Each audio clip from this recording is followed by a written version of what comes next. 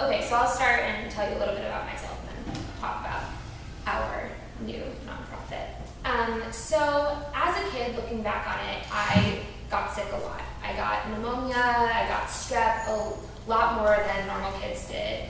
But nothing that really seemed off until I was 15 when I started having flu-like symptoms, thought I had the flu that just didn't go away. So my pediatrician really had no idea what to do with me and started sending me to every specialist he could think of. And I ended up spending more time getting my blood work and at the doctor's than I did at school. No one had any idea what was wrong with me. Every disease they could think of was being thrown around. I remember going to a hematologist who, and now being in this chronic illness community, talking about the way that doctors speak to patients. I had a doctor that said, well, it could be leukemia, but we don't know. And saying that to 15-year-olds is not the best way to approach that. But we had no idea what was wrong with me. And it took about a year and a half to get some kind of diagnosis. But within that time, I was 15. I couldn't go to school most of the time. I developed a very severe depression. I was in therapy, which was normal to me. My mom's a therapist. I've grown up being in therapy, but I was immediately put on Ritalin and antidepressants and just heavily medicated. And I didn't know what was wrong, and I was scared, and I felt alone, and my friends didn't understand, my teachers didn't understand, and a lot of people just thought I was making something up or being dramatic, or they didn't get it. And I eventually was sent to a rheumatologist who diagnosed me with ankylosing spondylitis and fibromyalgia. And I started being treated with those. Fibromyalgia, for those of you that don't know, is a fatigue disorder. And I started being treated with that, but I still didn't really feel like that was the answer. But I went with that medication, and I started to feel a little bit better. And then my senior year of high school, I was in rehearsal for our musical, and it was a very dance-heavy show, and I felt like I was having a back spasm. So I went to the ER, they gave me muscle relaxants, said you're having spasm, sent me home. Then it happened a month later. Again, muscle relaxants, pain meds, sent home. And then it happened again, and it didn't go away. And at this point again, no one knew what was causing this and what was going on. Eventually, I was sent to a cardiologist who did a scan of my heart and saw that my heart and lungs were surrounded by an immense amount of fluid. So I was admitted to the hospital, and I was there for a week.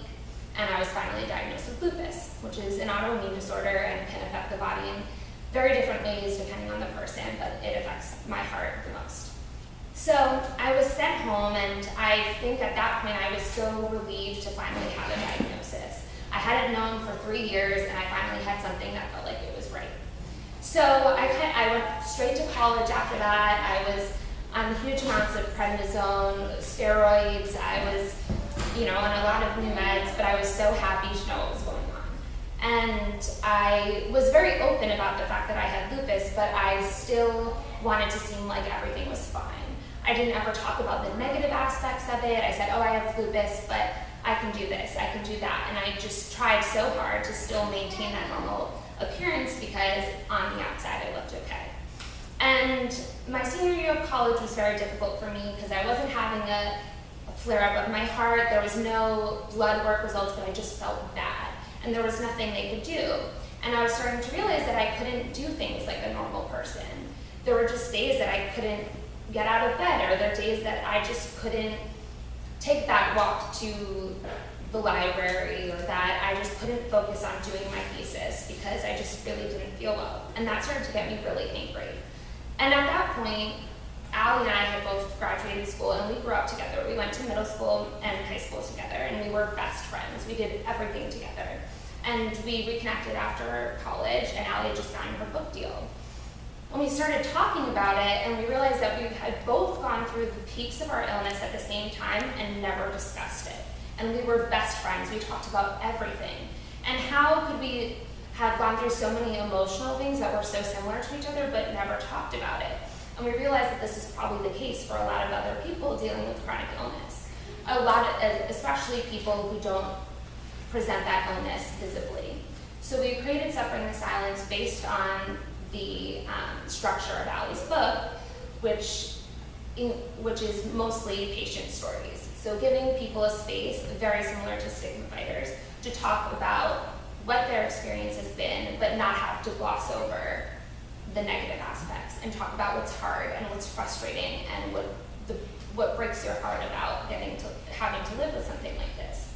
And it's just been such an empowering, amazing experience to realize that you don't have to be happy about it, and sometimes it really sucks. And to be able to be vocal about that, and vocal and honest about what's really going on, helps you understand your body and your experience better, and the people around you, and that they can support you better, and you don't feel as alone. And it also helps to have you advocate for yourself in medical care, which is very difficult, especially with these kind of illnesses that present in weird ways, or again, they don't present visibly.